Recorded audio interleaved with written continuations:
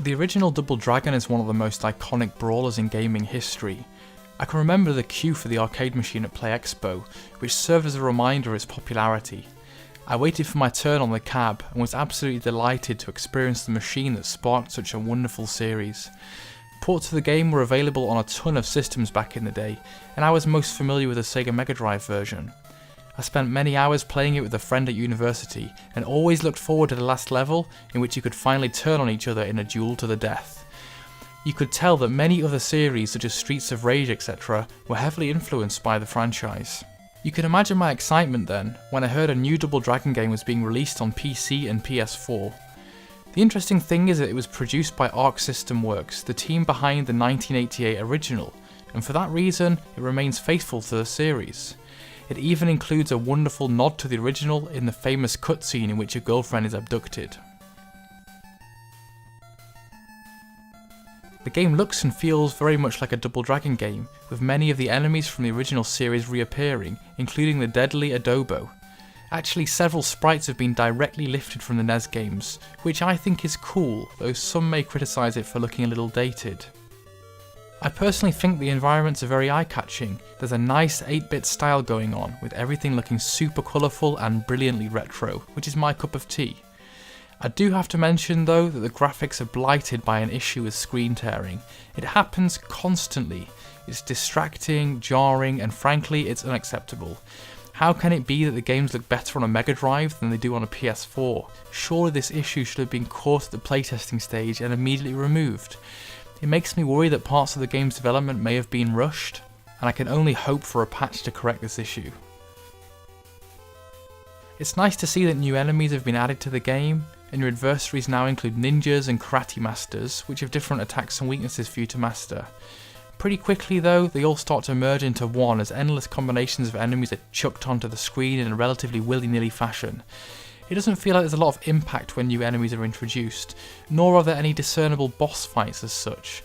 I remember being pretty nervous the first time I met Adobo back in the day, but that fear effect seems to be lost somewhere here. Your arsenal of attacks hasn't changed considerably, and I found that my old tactics still work, including the endless spamming of the elbow attack to keep fallen enemies on the floor.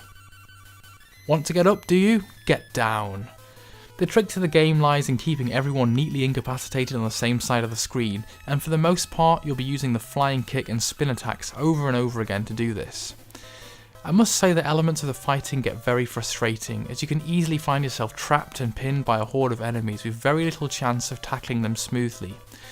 Thankfully, a rising knee attack has been added to help you get things under control after you've been decked. I needed to rely on that more often than I'd have liked. I initially thought that the platforming elements that have been added were a nice change from the fighting, but I quickly realised that these were another source of frustration. Sections where you fight on moving conveyor belts usually end with you flying off the screen and wasting a life, and jumps over moving spikes have to be almost pixel perfect to pass off. There's one section which involves perfectly timing a jump onto a moving cross that had me almost screaming at the screen. Those parts just aren't fun and seem completely unnecessary to me. The game should stick to what it's good at, which is, well, mindless fighting. The game's got 12 stages to get through, and I must say I found it pretty challenging. I think some of my old skills must have slipped a bit maybe.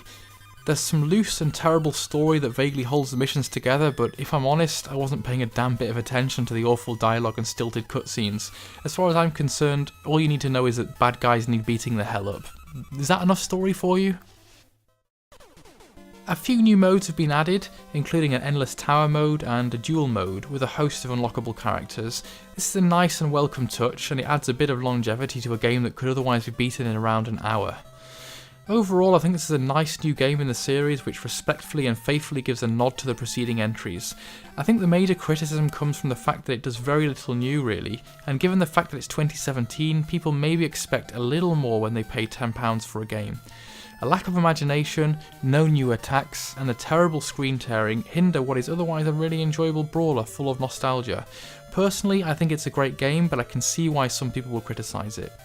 Take care guys, and I'll speak to you all soon.